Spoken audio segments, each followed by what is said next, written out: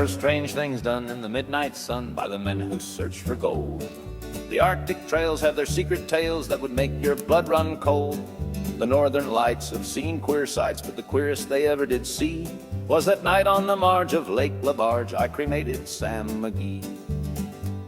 Now Sam McGee hailed from Tennessee, where he left his sweet Marie.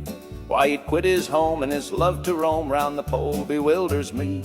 He was always cold, but the land of gold seemed to hold him under its spell, though he'd often say in his down-home way that he'd sooner burn in hell. On a Christmas day, as we mushed our way across the Dawson Trail, the wind so cold through our parka folds stabbed like a driven nail. If our eyes we'd closed and our lashes froze till I swear we could not see.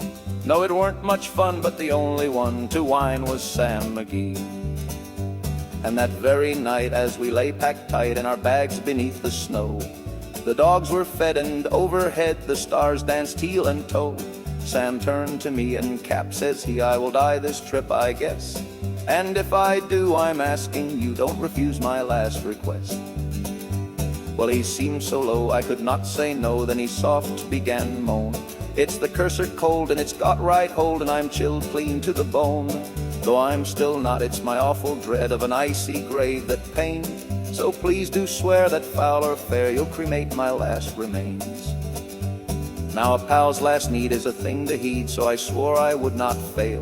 Then we carried on at the streak of dawn, but he looked so ghastly pale. He drove his sleigh and raved all day of Marie in Tennessee, and before nightfall a corpse was all that was left of Sam McGee. There was not a breath in that land of death as my burden I conveyed. A corpse turned blue that I could not lose for the promise that I made. The trail was bad and I felt half mad, but I swore not to give in. And I'd often sing to the frozen thing as it mocked me with its grin. Then I came to the marge of Lake LaBarge, and a grounded ship I see. It was jammed in the ice, but I saw in a trice it was called the Sweet Marie. Well, I looked at it and thought a bit and looked back at my chum. Then here, said I with a grateful sigh, is your crematorium. Some planks I tore from the cabin floor and I lit the boiler fire. Some coal I found that was lying round and I heaped the fuel up higher. The flames just soared and the furnace roared, such a blaze you seldom see. So I dug a hole in the glowing coal and I stuffed in Sam McGee. Then I took a hike, for I did not like to hear him sizzle so.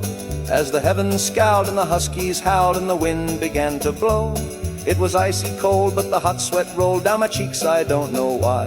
And the greasy smoke in an inky cloak went streaking across the sky. I do not know how long in snow I wrestled grisly fear, but the stars came out and they danced about till again I ventured near. I was sick with dread, but I bravely said I'll just take a peep inside. I guess he's cooked and it's time I looked, so the door I opened wide. There sat McGee looking right at me, and the heart of the furnace roared. And he wore a smile you could see a mile, and he said, please close that door. It's fine in here, but I greatly fear you'll admit the freezing storm. Since I left Marie down in Tennessee, it's the first time I've been warm. There are strange things done in the midnight sun by the men who search for gold. The Arctic trails have their secret tales that would make your blood run cold.